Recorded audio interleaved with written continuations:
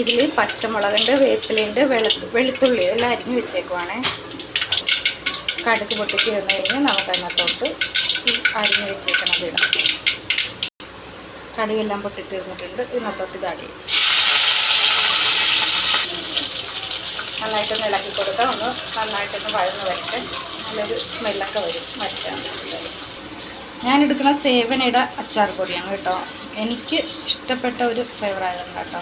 ഇത് മാങ്ങ ഇടുവാണെങ്കിൽ കൂടുതൽ നല്ലതായിരിക്കും. ഞാൻ എന്തായാലും നാരങ്ങ ഇട്ടിരുന്നത്. വഴന്ന് വന്നിട്ടുണ്ട്. ഞാനിത് ഈ പാക്കറ്റ് ഫുള്ളായിട്ട് എനിക്കൊക്കെ ആഡ് ചെയ്ത് കൊടുക്കണം. അതിൻ്റെ കൂടെ തന്നെ കുറച്ച് മുളക് പൊടിയും മഞ്ഞൾപ്പൊടിയും ഞാൻ ചേർത്തിട്ടുണ്ട്.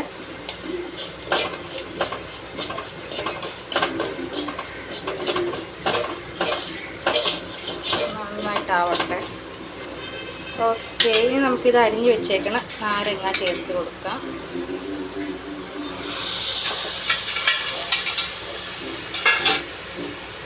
ഞാൻ ഈ നാരങ്ങ ആവിയിൽ വേവിച്ചതാണ്.